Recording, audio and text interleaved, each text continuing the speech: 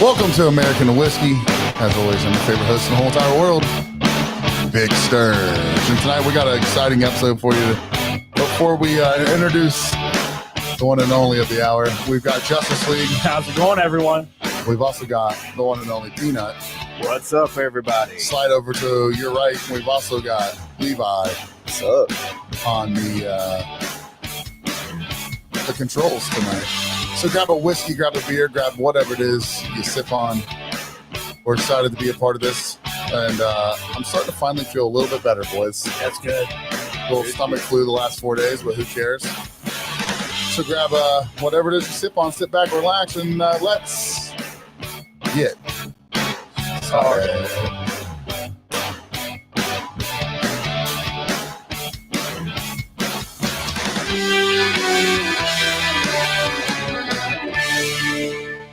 All right, guys. So I have the privilege to introducing a good friend of the podcast, somebody that's been around for a while now.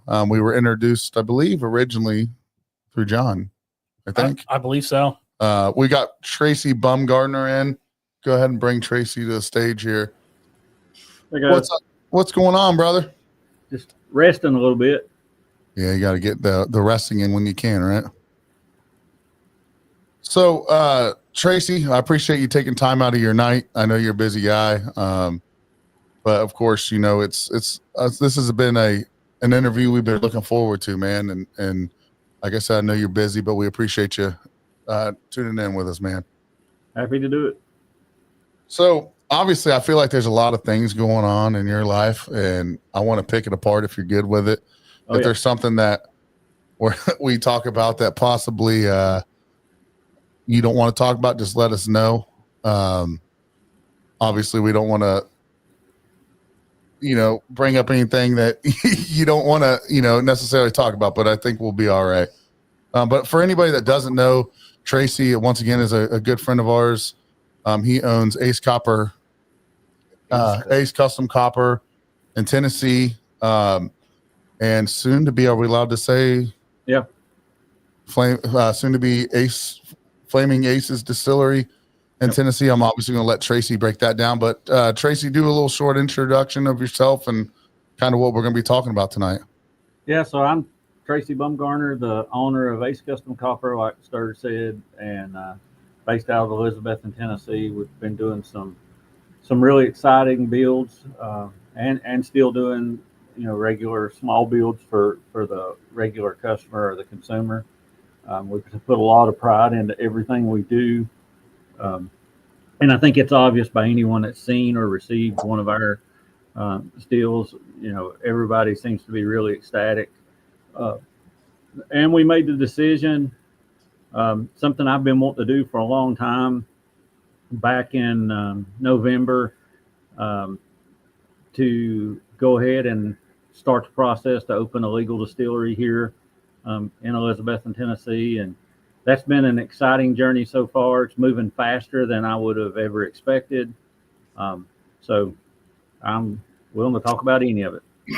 It's really good to hear you say that it's going smoothly and quickly. I know here in Ohio that can be difficult to make happen. So I want to dive into a few questions that we came up with as a team. And I guess the very first thing is, how did you get into the copper making? I mean, that was the first thing that I knew you as, was the best copper maker in town. So kind of how'd you get in there and what's the background?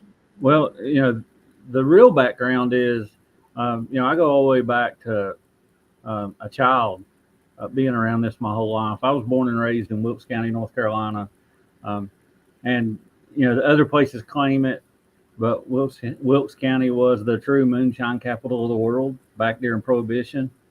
At one time, they had over 2,100 revenue officers in Wilkes County, and there was more alcohol flowing out of Wilkes County than any other place in the world. So that's my roots. That's where I come from. My great-great-grandfather all the way through, through generations. I've been around it. At times I was around it as a kid and didn't realize what I was being around, when I was a young age. Yeah. And then my mom, my dad, my grandmother, they all wanted to keep the kids away from it. But I was exposed to stuff growing up, and that's kind of how I got into it.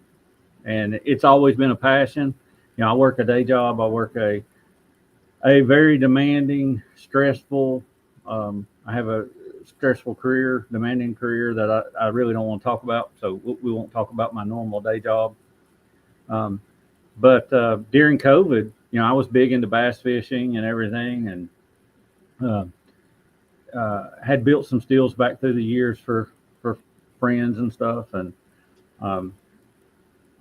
during COVID, they shut down all the lakes, and I mean, you couldn't even take a bass boat and launch it to go fishing. So I had to have something to do. So I started building steels, and rest is history. So what was so you said 2019-ish is when you would started on that? Really started, yeah. That's pretty wild. It's pretty wild to think you've grown that quick in that short amount of time.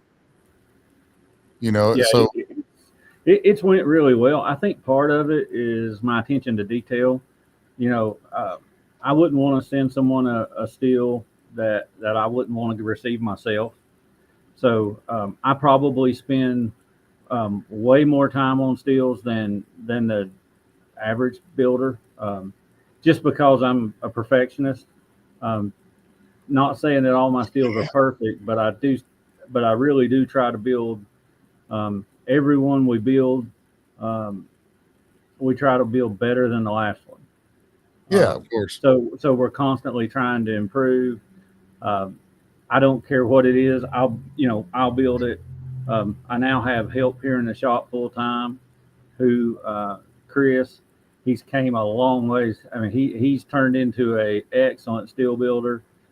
He takes just as much pride in it as I do, and we've had people come in and say, "Can you build us a bucket? Can you build us a water tank? Can you build us a copper dipper?" If somebody comes in and wants something, if they can draw it and give me kind of an idea, we'll build it. I just texted you the other day. You said not done one yet, but I'll figure it out. I was like, okay. Oh yeah. Right. Yeah. So Tracy, you were talking about how you're always trying to get better and improve on what you do. But to this day, what is the favorite steel you've built, and who was it for? And this is going to kind of sound strange, but to today, the favorite build I've done is the one for John Bentz at Firehouse Shine. I was hoping that's what it was, but I narrowed it down to two. Yeah, I've done I've done some really cool big builds for some celebrities and stuff that I'm really proud of, but John has become a close personal friend, and I talk to him nearly every day. I've seen him still run, and I know that he loves that steel as much as I do, and so I think he loves that still like he's a wife. Favorite. Yeah, today that one is my favorite. So you said something about celebrities, since Dylan, that was a good question here. I want to tag on to that a little bit. You just said you had made some for some celebrities. Is there any that you're allowed to put on here that you did it for? Yeah. So Luke Combs, I built all of the steels and copper work in his new bar in Nashville, Category 10. On the main floor, when you first walk in the door, it's one of the first. If you walk straight to the bar, you see when you walk through the main entrance, you'll see a big 250-gallon pot on the left side of the bar with a custom cap and a lot of 8-inch pipe that run around the ceiling and stuff. And then you'll see a 120-gallon shotgun condenser on the other side of that bar. All that work is from me here at Ace Custom Copper, and I did every piece of that myself. And then upstairs on the second floor bar that's directly above it, you'll see two identical 120-gallon pots, one on each side of the bar, and then a lot of 8-inch pipe and stuff around it. So I did all of that work. I built it all here in my shop. and they came and picked it up. The design firm did, and then they took it and patinaed. The thing that hurts me about that one the most is, I polish it. We polish everything that leaves the shop, and they wouldn't let me polish it. So because they took it and patinaed it because they wanted it to look old. Gotcha. So that one that bothers me to today that it didn't leave here polished. But and I haven't actually seen it in person because since it's been installed, I went down probably about a month into the installation of everything. They had them set in place. I posted some pictures and stuff of that, but the grand opening happened I think it was about 7 weeks after the flood from the hurricane here. And everybody knows I crushed my left thumb the night of the flood unloading a generator, being an idiot, trying to unload a generator a 10,000 watt generator off the back of my pickup by myself. And to be honest, it was more than a crush. You about ripped the damn thing off. Right. It didn't look. I fully expected it to fall off when I folded the handle down that it mashed it in between, and that's kind of a funny story in itself. Wrapped it up in a towel.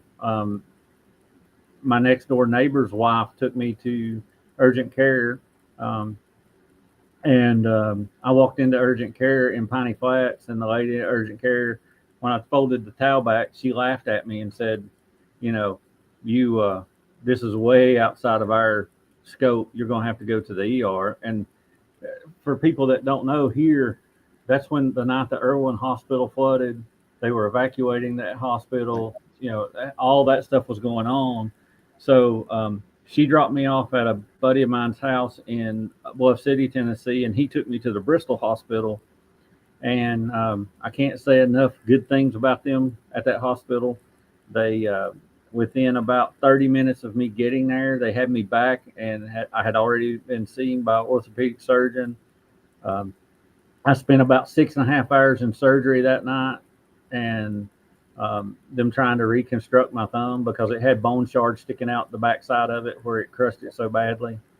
And then they kept me in the hospital all weekend because my troponin level shot up and they thought I was going to have a heart attack. And so they kept me just for safety purposes. And just so happens that Sunday was also my wedding anniversary. Oh my goodness. So I spent our anniversary in the hospital. What's that troponin level? Yeah, the troponin level. That's a lab that goes up when you've had a heart attack. Oh, okay. Yeah, I'm still trying to figure out the funny part about that story. Tracy. Does that come because of the pain? Yeah, the pain. They think it was the pain and trauma that caused it to go up. Wow. But that's something that normally happens if you have a heart attack. One of the ways they know is EKG and then the troponin level. So I had heart monitors and stuff on all weekend, and it lowered. Yeah, it finally came down Sunday afternoon, and I guess it was probably around 6 o'clock Sunday night when I finally got to come home. Man. But fast forward to the grand opening, I had been going and seeing the surgeon and going to physical therapy, and the surgeon cautioned me and said that for the first 14 weeks, if I took a hard hit on that thumb, it could collapse, and if it collapsed, they'd have to remove it. There would be no repairing it. And so there was too much danger of it getting bumped or anything. So I stayed home and went with, and John, I see John's chat message popped up, went with John and Sean Peterman and Jason Davis to go deliver stuff to the flood victims instead of going to the grand opening. And that's the man you are, and that doesn't surprise me a bit. Well, that was actually, the grand opening would have been fun, but going and doing that meant a whole lot more to me than going to that grand opening. 100%. No doubt at all. And it's kind of interesting how such a, I would say, traumatic incident like that can end the day or in the weekend, or make something so well. I mean, how can you it sucks you didn't make the grand opening, But then again, it's like, how could you beat what you ended up doing?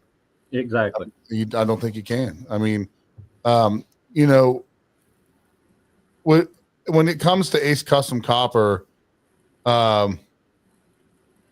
is it something that you got the distillery coming? So is this something that you plan on continuing to grow or back away from a little bit more and focus on the distilling? What's going on there? Well, I think it'll continue to grow, especially with having Chris on board and with as much as he's putting into steel building and stuff. So my goal as Ace Custom Copper is to continue to grow. We may scale back on some of the stuff that we're doing. Like right now, I sell grains. I've got a full line of, you name it, I've got it when it comes to home brew, winemaking, distilling. I keep all that stuff here. And I have a lot of customers that come in and buy. So something will have to give a little. And the place I think it'll give is I probably will stop selling grains on my website. That kind of fermentation stuff. I probably will stop selling that.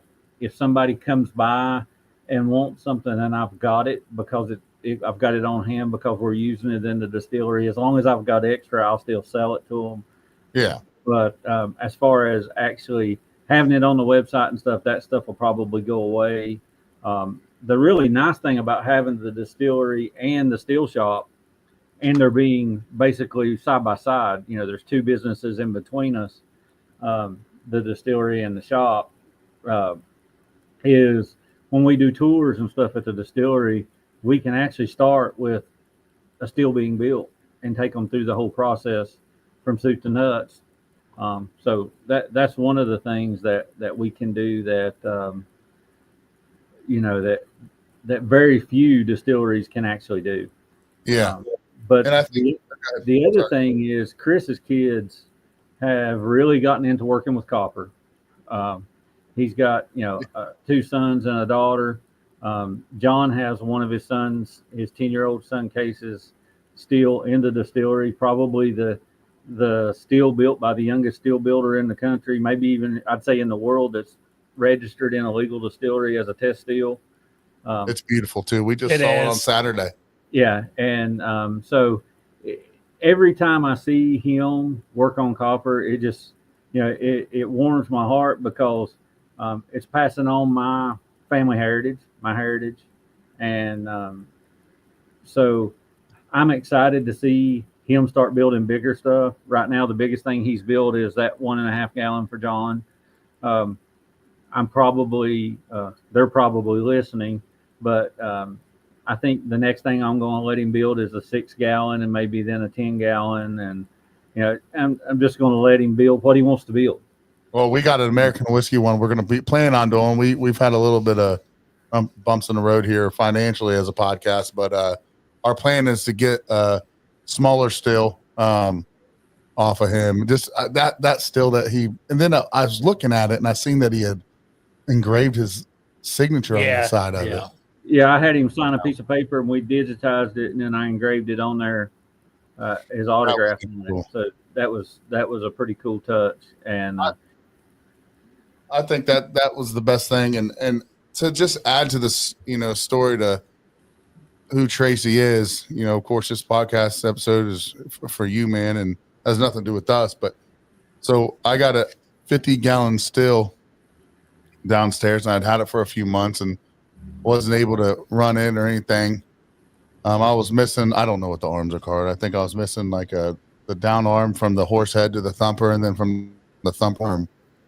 And I, somehow or another, Tracy and I started to get to chatting. He's like, well, measure it. And I was like, what the hell am I measuring it for? And then he's like, send me the address. We're going to get it running. And I was like, what? So, I got it. I don't know how many days. I think it was under a week. I could be wrong. I believe Tracy. It was like 4 days. It was insane. So, but the coolest part of it, man, I actually teared up. I was talking to John Bentz on the phone and he had engraved Big Sturge on the side. I don't know. Do you call that a column? I mean, on the column and then on the would that be a reducer of, he put Ohio moonshine. And I was like, damn it, dude. Like, there's not too many people out. Like, there's not a lot of people out there like Tracy, man. And you know, if you have any questions about this stuff or you need help, like this dude is the, I'll say it. I mean, we know a lot of good guys that do this, but he is the best. Yes. That we know. And if you ever get a chance to look at any of his stills and work, it's just their attention to detail. Oh yeah. And there's just so many little things that you'll just overlook unless you really look at it. I mean, amazing. Well, work. he said that, you know, I don't let anything go out here unless it's been shined up. Well, he tells me, he's like, look, I got it sent out, but I didn't shine it up. When it gets here, it was shinier than any piece of copper that I had ever seen. I was like, I thought you didn't shine it up. He's like, I didn't, you know. But I was like, well, it looks shiny. So, yeah, I just hand polished it is all I did. Well, buddy, I hope you never see it again because right now it's a little dirty, but that's because I've done put the work on her. Well, you know, almost everything that leaves here, I say it's the prettiest it'll ever be when it leaves here most of the time. There's zero doubt. I don't know. John's doing a pretty good job so on this. I'll throw this out there about Sturge. He's not giving himself enough credit here because when there's a run going, he'll grab the polish, he'll grab his towel, he'll grab his bucket, and he'll just sit there and start working on it. I do. I try to keep the parts that I got off of you. I try to keep them shined up because I like to take videos and zoom in on it and kind of like go down the side. So the boys like that is my like relaxation time because every time I start to do, like I go to run, you can ask these guys, I lose about 6 years of life and about most of my rest of my hair because something always goes wrong. So what I like to do is sit there and polish her up, make her look good, and talk to her. I do talk to her. But now, Tracy, I just wanted to share that story with you just to show people, you know, who you are, man. And it's, you know, it's pretty cool, man, just to see that you're one of the most selfless guys that I've known and your business shows it. And I can't wait to see how this distillery shows it. On top of what you were saying, how many times did he say, throw that thing in the truck, get down here, we'll work on it? He did. Yeah. It's like, Tracy, I got time. Yeah, that's the thing is I enjoy talking to people about it and helping people as much as I do building a still or anything. And, you know, that's the reason I tell people, you know, I'll have somebody call me and they'll ask me about a price on a still and I'll give them the information. And I tell them, you know, regardless of whether you buy a still from me or not, if you need something, all you got to do is just reach out and, you know, I'll help you any way I can. So I help a lot of people and answer a lot of questions for people that end up buying stills from, you know, another still builder for whatever reason. And, you know, I enjoy that as much as I do building the stills and doing any of it. It's all to me about passing on my family heritage. That's a good, I mean, that's, and it's because you have it in your blood. You know, it's, you said you're all great grandma and, you know, or your grandparents. It's been in the blood for, I forgot grandmas didn't want you part of it, but it sticks in the blood, you know, and I never realized how addicting it was until you start. Yeah. Oh yeah. Especially with the friendships that you make. That's what it's all about, in my opinion. But you know, Tracy, I wanted to ask you if you're willing to talk about your distillery that you are opening and detail a little bit more about some of the things that you'll be offering as far as, you know, the liquor that's going to be made. Oh yeah. So, as far as the distillery goes, the name of the distillery is Flaming Aces Distillery. You know, that name just kind of came to me as when I was, you know, trying to decide. I thought about Bumgarner Family Distillery. I thought about, you know, Stony Creek Distillery. There was a lot of different names I kicked around for the names of the distillery, but I want this distillery to hopefully grow to the point where it outlives me. It outlives me and my wife. Chris, the guy who works with me, him and his wife, Tiffany, they're going to be involved in the distillery. And so I hope it's something that outlive us all. I hope to see it grow to that point. So I didn't want to tie it to my name or anything like that. So the Flaming Aces Distillery, it kind of ties into the Ace Custom Copper. You know, my nickname was Ace, or is Ace, from several people. So that's where that Ace comes from with Tracy. It started with a friend of my wife's little girl who spent a lot of time with us when she was a toddler. And when she first started talking, she couldn't say Tracy, so she called me Ace.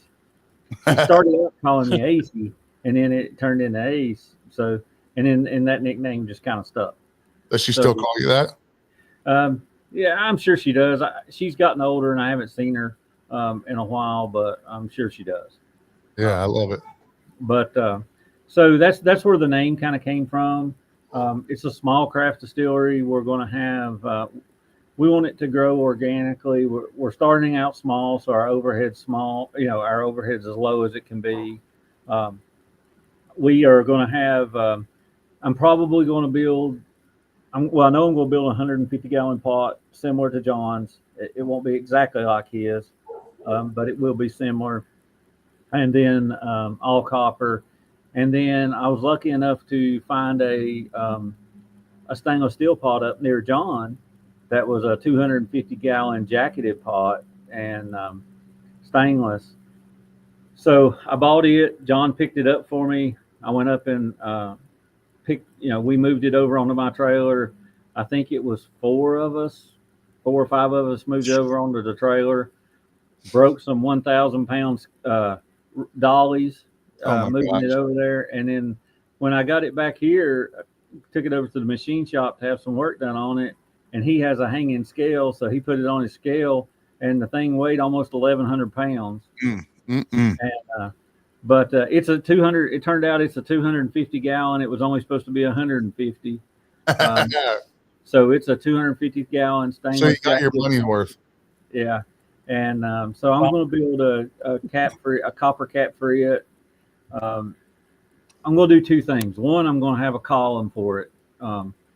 So I'll have a way to do some vodkas, gins, and that kind of stuff. But I'm going to build a copper cap thumper and worm for it as well, and do an agitator in it so I can cook on the grain. So with it being jacketed, I'm going to heat the jacket, probably either glycol or peanut oil in the jacket, and then with the agitator we can cook on the grain and then ferment on the grain. And actually distill on the grain and never take the grain out of the pot. Now, is that because of the way that it? Because it's jacketed, it won't scorch. If you what you do is you bring your temperature up in the jacket, and as you're bringing the temperature up, you turn on your agitator, so the agitator keeps everything moving, so it won't scorch. So when you're doing that, is that by steam? No, it'll be probably the jacket will probably be full of peanut oil or glycol. Okay. All right, my bad.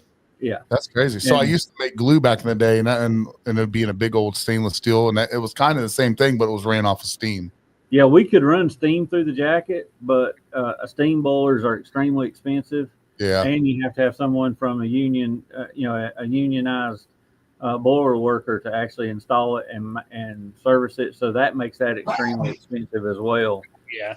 So we're probably going to go the peanut oil or glycol route. Yeah, I love that. And with 8 heat, John's got 4 heating elements. It'll have 8. It'll have 8. Tiffany says Chris says he's going to use the leftover peanut oil to fish fry.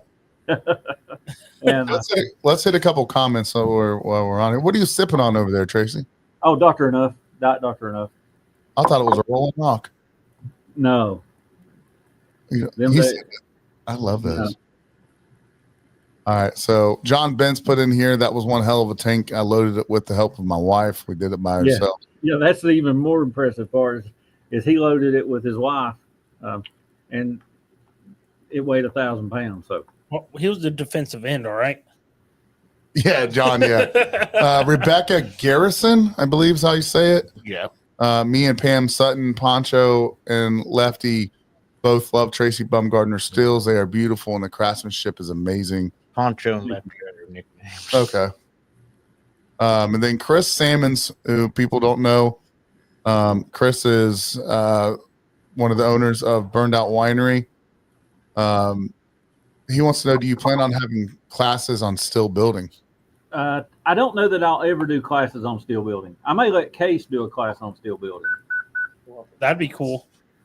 But I don't know that I want to go the steel building route on classes. I'll help anyone. I don't mind helping anyone, but I don't think that I want to do an actual class. Can you read some of the comments? I just wanted to hit on some of these. So Mass Shadow said the coins you made for the Jones family last summer were awesome. Yeah, and I'll do that anytime. I don't mind at all. Megan actually said Wes has the prettiest still ever made thanks to Tracy. How big was it?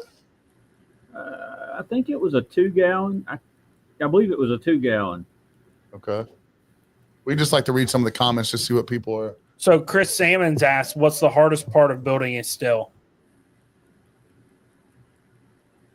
If you're building the same thing, the same one of the sizes you normally build or something, the hardest part is probably the cone and getting the cone or cape and getting it level on the pot.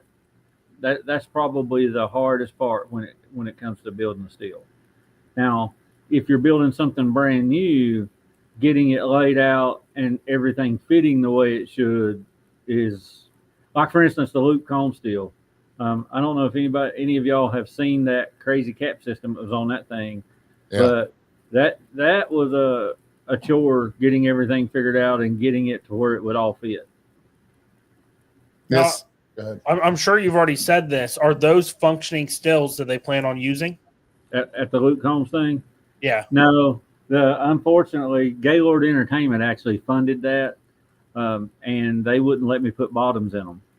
So basically, they have a stainless steel ring that's about 4 inches wide, soldered in the bottom of each piece, so that they would never hold any liquid, and that hurt too. But you could always go back and change that, right? Oh yeah, I mean, in all honesty, those steels are built just like a functioning steel, if other than the bottom. So if I had them in my shop, I could have them ready to run probably within a couple of hours. That's pretty cool. Was there any other questions up top of there? No, that was the question. So, Tracy, do you have a plan in mind or a goal in mind of an opening date, possibly? Well, I did, but things are happening way faster. You asked me about the distillery, and I can kind of go into that, but things seem to be happening way faster than what I expected. Do you want me to talk a little bit about that journey? Yes, absolutely. So, I just seen a question pop up. Sell a kit. No, but if you message me, I can tell you what you need. There you go, Hydro. But as far as the distillery goes, so when I decided to go down this road, the very first thing I told my wife was not to get worried about me spending a ton of time working on the distillery, because I had plenty of time. I told her, I said, once I apply for the federal, I said, I've probably got a year before we open from that date. And so, because she was worried about me overdoing it, because I'm awful bad to burn the candle at both ends. Mm-hmm. I'm probably one of the busiest people most of you that know me know. And so my wife was a little bit worried about that. And I said, oh, don't worry about it. It's going to take a year before they can get to us. I was kind of judging it off of John's experience. Little did I know that in 6 weeks from when I filed for federal approval, I had it. So we received our approval roughly 6.5 weeks from when I first submitted the application. It went really well. Got a hold of a great person at the TTB when she called me to go over my application. There was just a few little minor changes that needed to be made. We got those corrections done, and that very same day I had approval from a federal level. So at that point, we started working through everything we needed from a state standpoint. And, they have a long list of items that you have to submit to the state. Well, the vast majority of it, we also submitted federally. So I was able to pull that stuff together pretty quickly. And Tennessee's different than Ohio, so it has an online portal. So I created an account in the online portal and started through the process. And when I got to the checklist of documents I had to upload, I just went and I uploaded every document I had that was on that checklist. And there was 2 items missing. One of them was a certificate of occupancy, and the other one was a letter from the planning commission that said that I was at least 750 feet from the closest church or school. So those were a little bit of a challenge to get because we small county, people are stretched thin, and it took us about 3.5 weeks to get those 2 documents. Those 2 documents came. Actually, the day before they came, I talked to the state alcohol board, and they told me just go ahead and upload everything and just put upload a blank document for those 2 pages as a placeholder. And they said they would go ahead and get me on the agenda. It'd take 45 days or so to get on the agenda, so that would give me time to do that. Well, the next day after I uploaded that, I got a call from the state, and they had looked over everything, and the lady told me, she said, if you can get those 2 documents uploaded before the 13th of February, we'll put you on this month's agenda. So I about fell out of my chair because there is another time where it's happening extremely fast.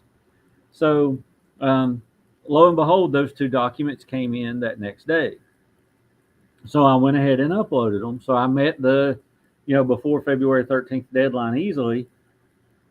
So we started demo in the distillery and started trying to, we've had a couple of meetings over there. And by meetings, I'm talking about me and my wife and Chris and his wife to discuss decor, decorations, how we're going to lay things out, that kind of stuff. And then today, the building owner had a company come in and start working on replacing the heat pump because the heating and air system had died.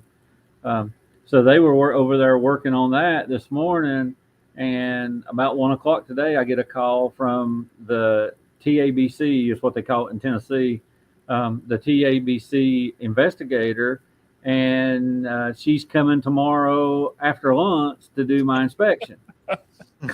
So it's just boom, boom, boom, boom, boom. Yeah. So,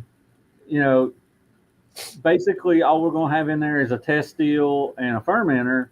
But that's basically what she said. She said she understood that we were doing construction. We were going to be doing painting, still had to install the bar for the tasting area and all that stuff. And she understood that we took everything out of there so we would be able to get the heat pump replaced and all that, and while the renovations are ongoing.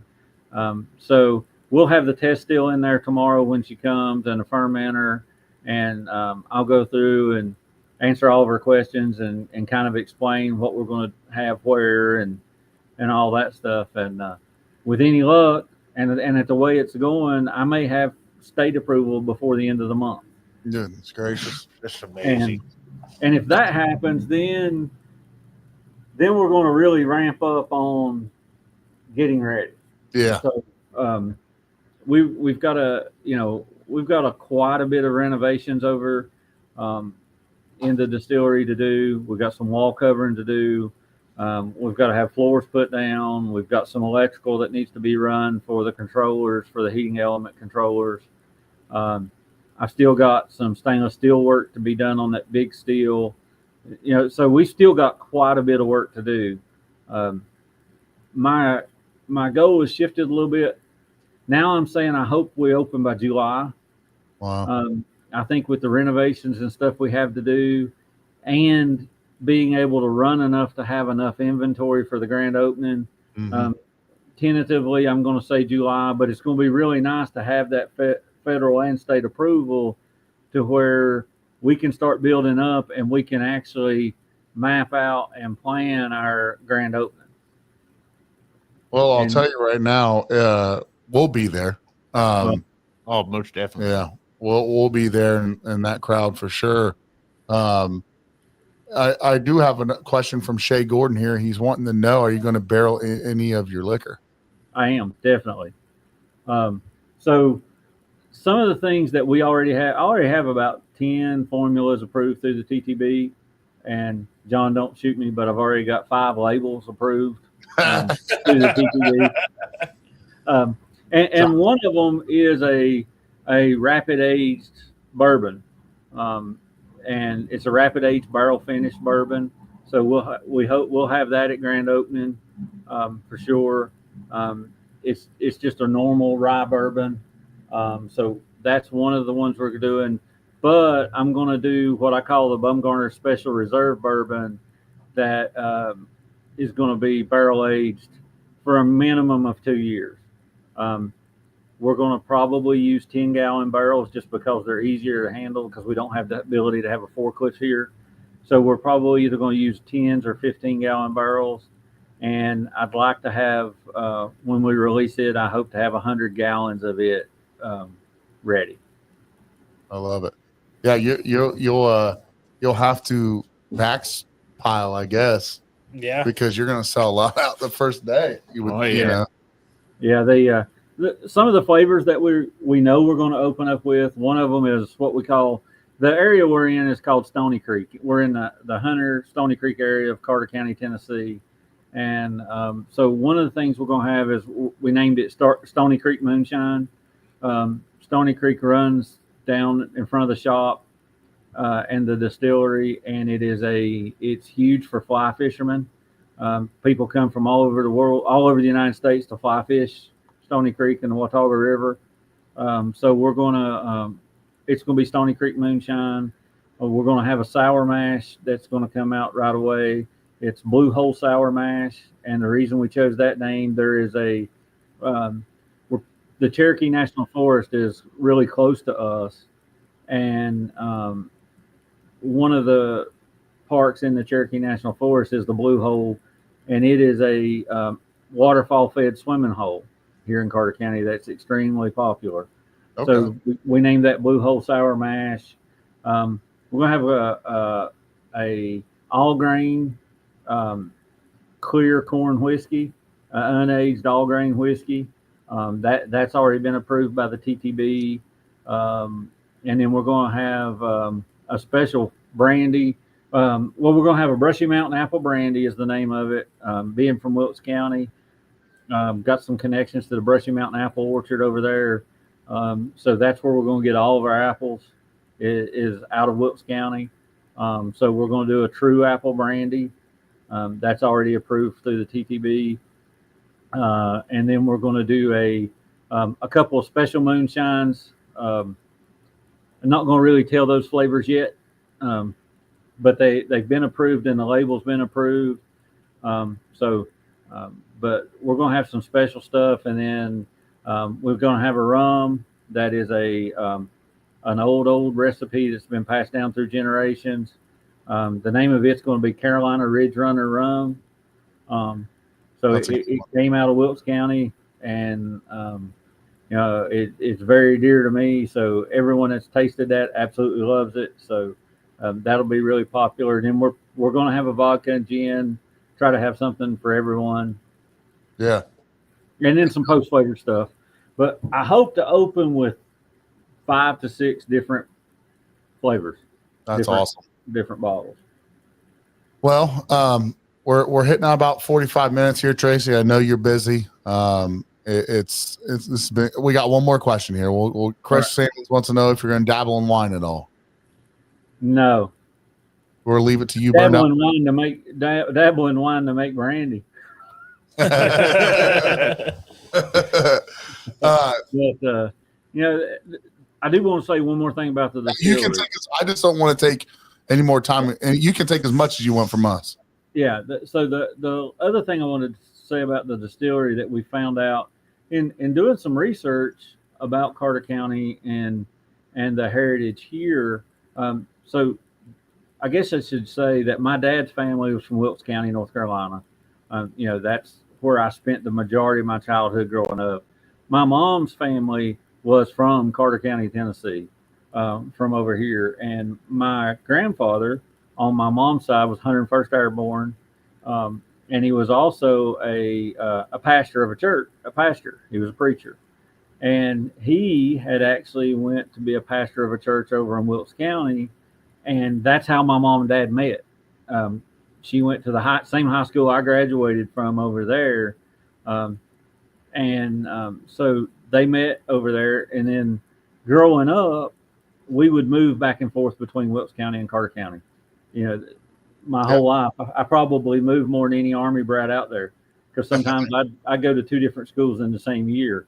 But most of the time it was Millers Creek and Crickett's elementary schools over there. And then over here, it was most of the time Kingburg and Happy Valley is where I ended up, was the 2 schools.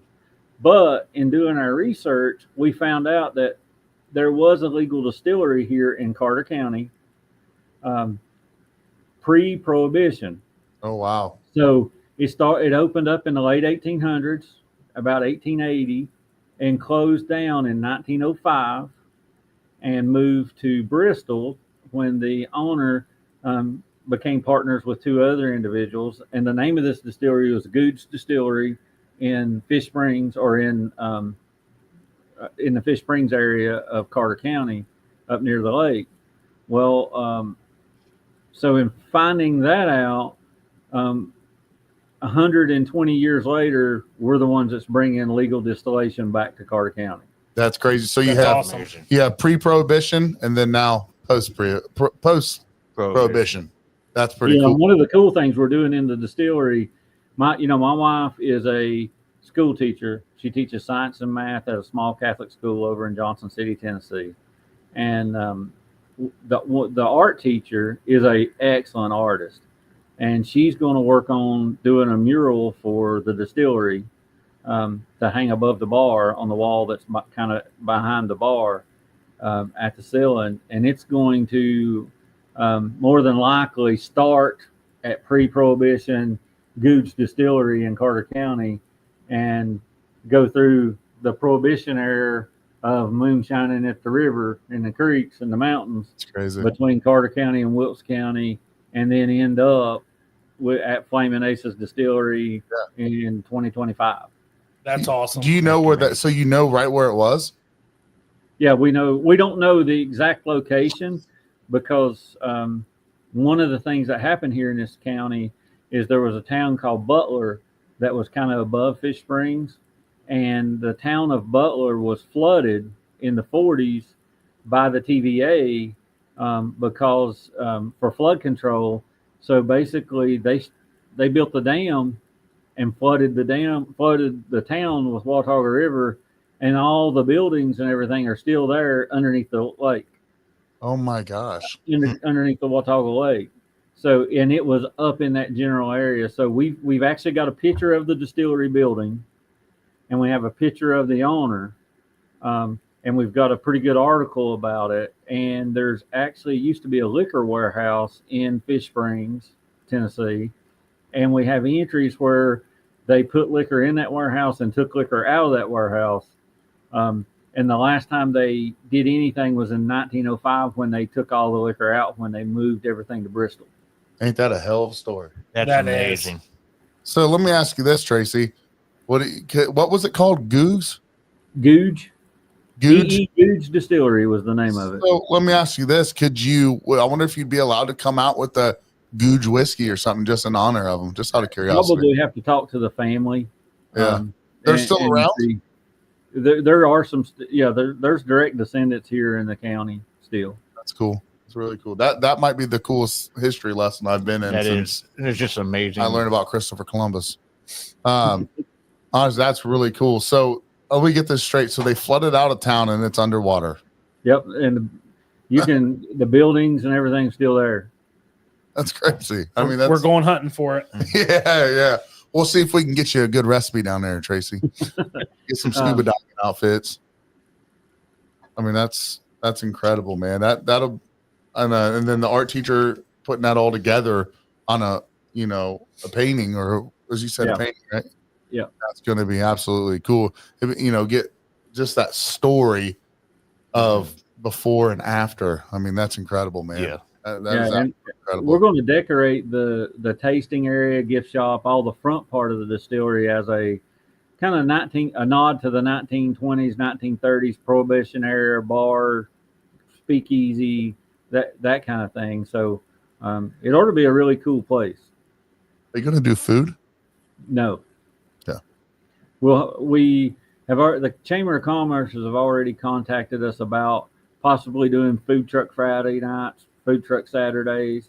So we're going to do some of that stuff, but I don't want the headache and hassle of food. Yeah. Chris wants my wife to open up the Shiner's Diner. That's what he keeps calling it. That's cool. That would be Because cool. He loves her food, and she's an excellent cook. He keeps giving her a hard time, telling her we need to open the Shiner's Diner, but Shiner's Diner. I don't want any part of food. Just buy the whole block. Yeah, right. Just pull it. We're opening up everything. You got to remember, I'm still working excess of 40 hours a week on a day job too. Yeah. Well, maybe that'll change. I mean, is Tracy, is that a goal? I mean, to possibly the first time I could go now on the early retirement that Federal's getting, that we could take, but it's too much of a financial hit at this point. I've got 7 more years roughly that I need to work. Between 7 and 8 more years I need to work. I'm only 52. I really need to stay till I'm 60 to get full benefit of my retirement. I leave a lot of money on the table if I leave before then. I understand that completely. And, I hope it works out exactly the way you want, but hopefully you just get bombarded the hell out of and you got to do early retirement because you're too busy. You're too busy, man. You're making this life happen through the distillery and the copper, the copper business. Well, if the distillery makes enough consistently to replace mine and my wife's salary, then neither one of us will be working a day job.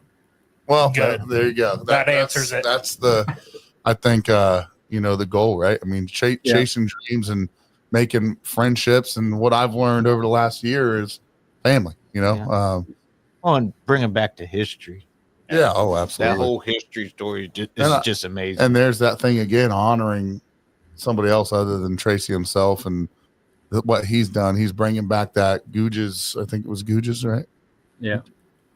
Bringing back that legacy and letting people know, like, hey, we're not the first. Let's not forget about them. You never want to forget history. You don't want to ever forget history, and you want to, but you're making your name and your guys' legacy in the history books as well. And that's incredible, man. And you're going to be going your biggest goal. I believe you said your biggest goal was to leave a legacy behind and keep going when you're gone. Yep. Yeah. Nothing would thrill me more if all this outlives me. That's well, after being, to your place down there and seeing that young man working and the work he done, your legacy is going to live on for a long time. He was what, 8 years old? 10. 10 years old. He'll he's learning something, he'll never forget it, and it's really an art form. Yep. It really is. I call myself a behind the walls solderer. Like I can fix plumbing. Phil's the one that has to do the tinkering around. But Tracy, no one does it better than you, brother. Nope. We're glad you stuck around here for 53 minutes and let us bother you, brother. I was happy to do it. I've got a really exciting build that you guys will all get to see towards the end. Hopefully by the end of the month, we'll have it done. That we were talking about it kind of beforehand. We never did really talk about it. Do you want to, Tracy? I mean, yeah, we can take a minute and talk about it. So I'm in the process of building a 730-gallon all stainless setup for a company out in California. That is it's not for human consumption, but it's for scientific research. Right. So, yeah. Now this is a monster.